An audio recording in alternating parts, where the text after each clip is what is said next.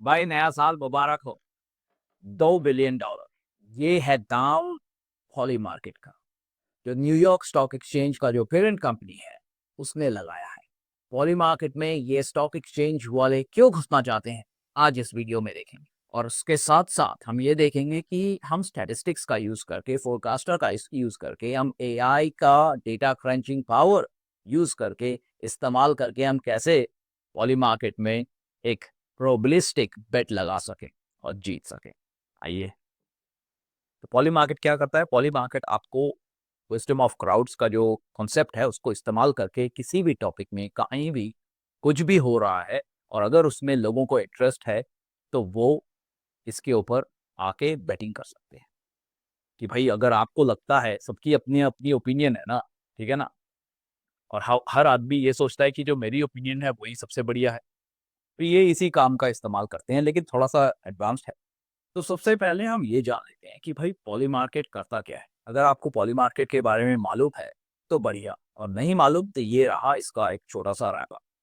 Poly market जो है वो इस बेसिस पे काम करता है कि जब लोग इंडिविजुअल अपनी सोच, अपनी इंडिविजुअलिस्टिक सोच लेके साथ में कम्युनिटी के हिसाब से जब काम करते हैं ना, यहाँ पे कोऑपरेशन होता है, थोड़ा सा इंटरेक्शन होता है, थोड़ा सा कंपटीशन होता है, वहाँ पे जो आउटकम होता है, फाइनल आउटकम, जैसे कि यस नो आंसर हुआ, वो आउटकम, किसी भी क्वेश्चन का आउटकम हुआ, वो आउटकम टिपिकली जो एक्सपर्ट लेवल के लोग हैं ना, उनसे बढ़िया प्रिडिक्ट कर सकते हैं।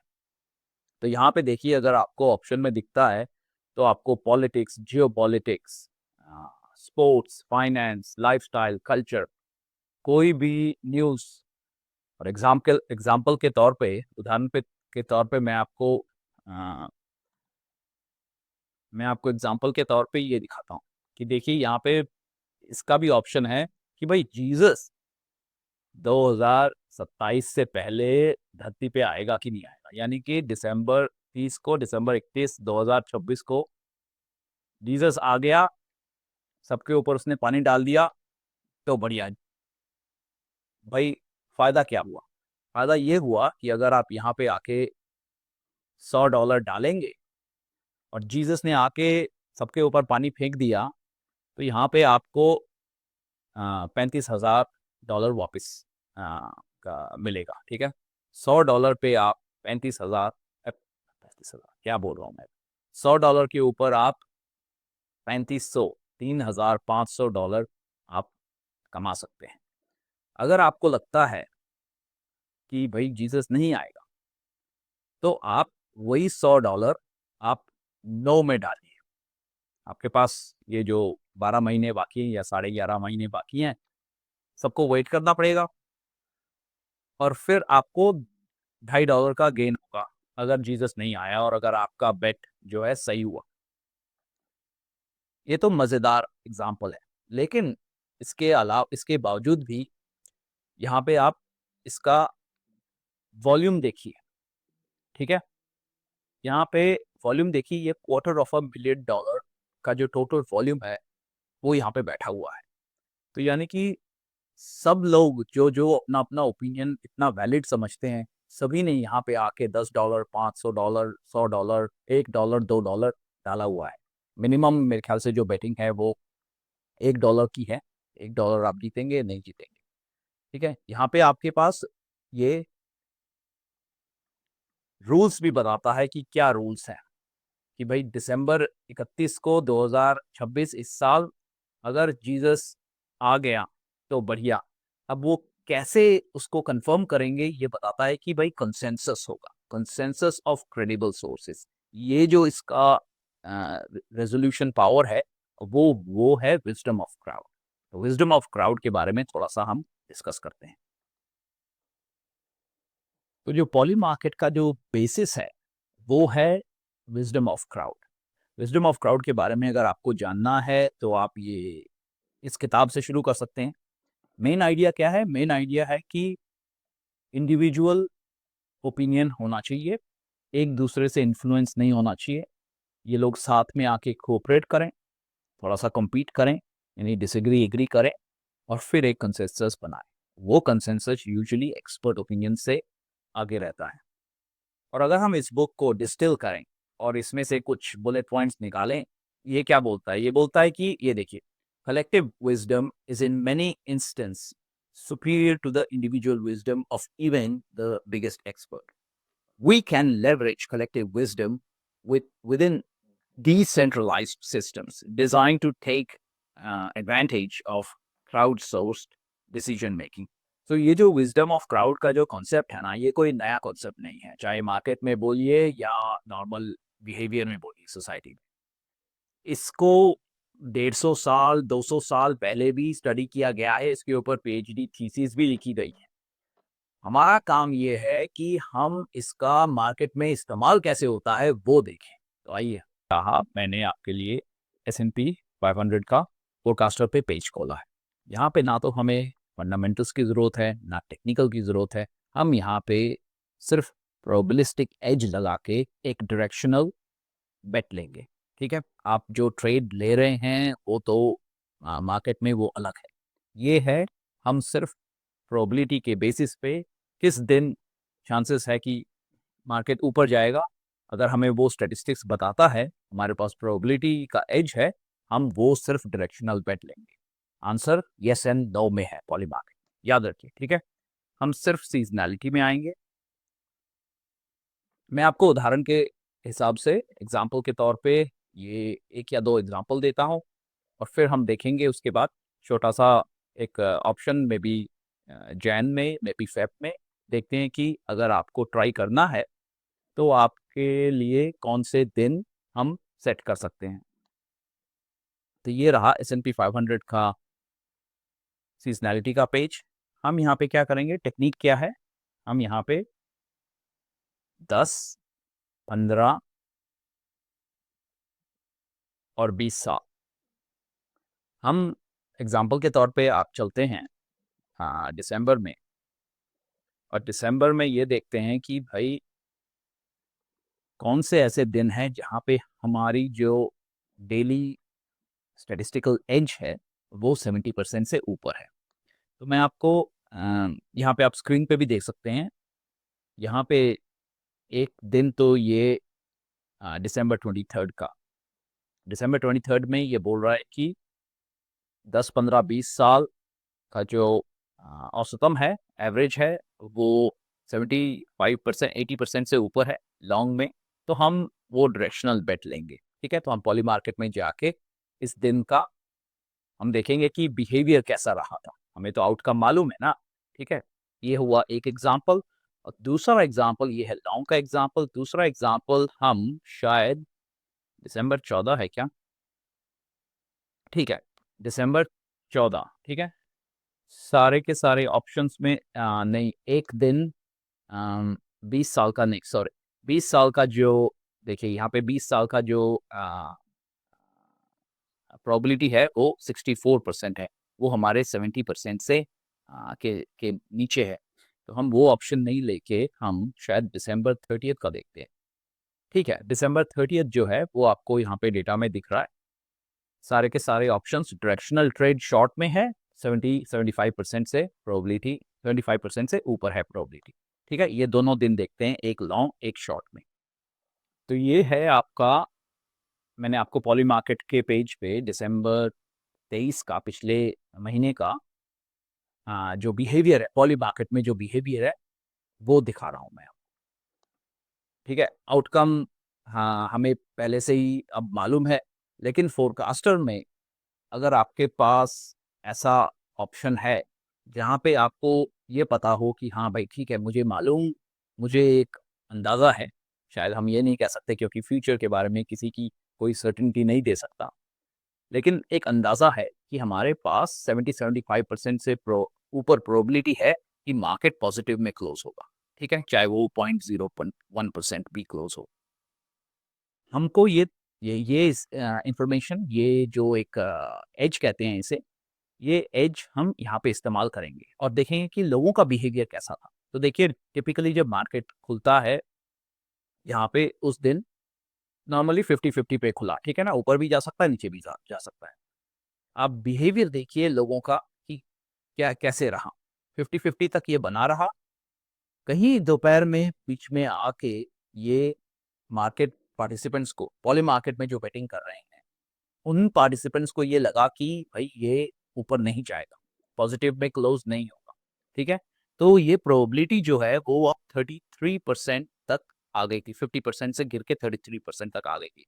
लेकिन अब आप ये देखिए, जब मार्केट फाइनली क्लोज हुआ तो पॉजिटिव में क्लोज हुआ, जो रेजोल्यूशन हुआ वो पॉजिटिव में रिजॉल्व हुआ। ये है दिसंबर 23 का डेटा। हमको दिसंबर 30 का भी देखना है। हम पास्ट में चलते हैं, पास्ट में चल के हम दिसंबर 30 का देखते हैं। हमें मालूम है कि ये नेगेटिव में क्लोजिंग हुई है, और फोरकास्टर हमें ये भी बताता है कि इसकी प्रोबेबिलिटी भी बड़ी हाई थी कि ये नेगेटिव में क्लोज हो। ठीक है, ये तो हुआ इंडेक्सेस में। ठीक है, बड़े इंडेक्सेस में जहाँ पे ऑब्वियसली लिक्विडिटी है। हम यही काम हम स्टॉक्स में भी कर सकते हैं, और वो बढ़िया रहेगा अगर आपको करना है जिस तरह हम करते हैं। हम जो large cap blue chips company है, टॉप 5, हम उन्हीं में अभी ट्राई कर रहे हैं। तो इनफैक्ट इसको फ्यूचर में कैसे हम इस्तेमाल कर सकते हैं, इस महीने बोलिए या अगले महीने बोलिए, वो देख लेते हैं। तो ये मैं पहले से ही आपको एक ओवरव्यू देना चाहता हूँ कि भाई ऐसा नहीं है कि हर हफ्ते हर दिन आपको ऑप्शंस मिलेंगी। आपको सिर्फ उन्हीं स्टैटिस्टिक्स और प्रोबेबिलिटी एज में रहना है जहाँ पे आपको 70% से ऊपर चांस दिखे। ठीक है, तो S&P 500 में वापस चलते हैं सीजनैलिटी में, और वापस हम ये बाकी वाले बंद कर देता हूँ मैं, जो दोनों ऑप्शंस हैं, और 10-15 आज थोड़ा सा स्लो है, शायद मेरा VPN स्लो हो गया। ओके, ठीक है। जनवरी फ्यूचर की बात हो रही है ना, तो आज तो 16 तारीख है, तो जनवरी 23 को यहाँ पे, ठीक है, जनवरी 23 को एक छोटा सा बेट $10 $50 का डाल सकते हैं। यहाँ पे 70% से ऊपर उसका प्रोबेबिलिटी है कि ये लॉन्ग में रहेगा, यानी आउटकम जो है वो पॉजिटिव होगा, पॉजिटिव क्लोजिंग। ये एक हुआ। और दूसरा, अगर फरवरी में देखना है तो भाई फरवरी में तो यहाँ पे 60, ये एक दिन नहीं, 67, काफी टाइट है फरवरी। ओके, मार्च में आपके पास आ, ये रहा मार्च में। भाई डेट लिखना है तो लिख लीजिए, या फोरकास्टर के साथ अगर आप जुड़े हैं तो बढ़िया, आप इसका मुआयना, इसका रिव्यू हर दिन हर हफ्ते कर सकते हैं। तो मार्च 29 को अगर आपको इंटरेस्ट है तो आप यहाँ पे इसका डेटा लेके, आपके पास 75% से ऊपर प्रोबेबिलिटी है 10-15-20 साल में कि मार्केट पॉजिटिव में क्लोज होगा। इसका मायने ये हुआ कि पॉली मार्केट में सिर्फ आपको बिहेवियर देखना है, कैसे चलता है। हम आपको स्ट्रेटेजी बताते हैं कि हम क्या करते हैं, बड़ा ही सिंपल है, और उस हिसाब से आप बेट ले सकते हैं अगर आपके पास एक्सेस है पॉली मार्केट का। तो हम यहाँ पे, हमारा जो जो स्ट्रेटेजी है सिंपल सा है। 50-50 जब शुरू होता है तो आप मान लीजिए यहाँ पे आपने 50,000 डाल दिए।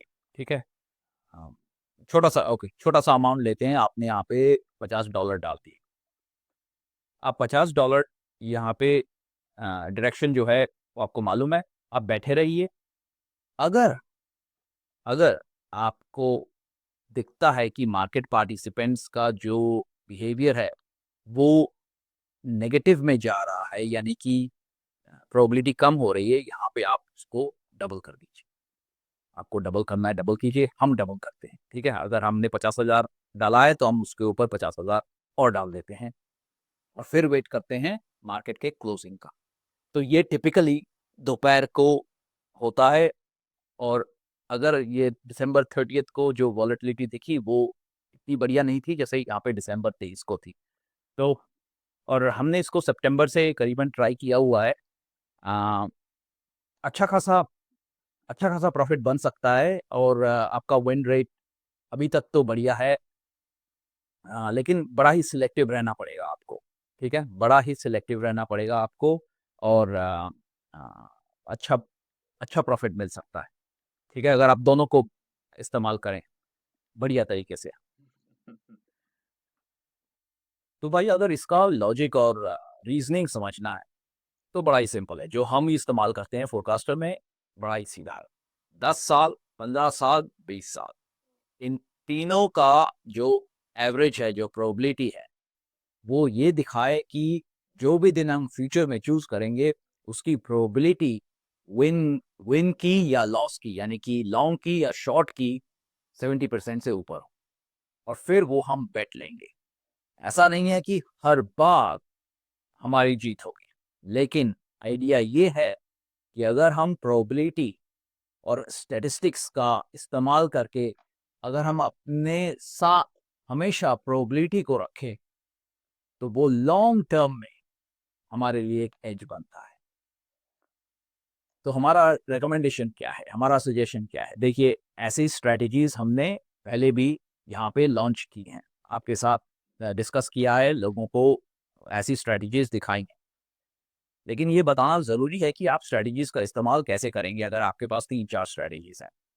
कम से कम मिनिमम 3 से 4 महीना एक स्ट्रैटेजी को लेके आप उसको ही इस्तेमाल कीजिए, उसको रिव्यू कीजिए, उसको प्रोसेस कीजिए, उसको बार-बार अप्लाई कीजिए और उससे सीखिए जब आप उसके साथ इंटरैक्ट कर रहे हैं ना मार्केट में, उससे सीखिए कि क्या हो रहा है। तो थोड़ा-सा थोड़ा-सा करेज रखिए, थोड़ा-सा धैर्य रखिए और स्ट्रैटेजी को नियमित रेगुलरली उसको इस्तेमाल कीजिए और देखिए कि क्या बनता है आपका परफॉर्मेंस और फिर हमें बताइए कि आपको मज़ा आया कि नहीं आया। आज के लिए ये वीडियो यहीं तक काफ़ी है। अगली बार एक और बढ़िया वीडियो लेके हम आपके सामने आएँगे। तब तक के लिए नमस्कार।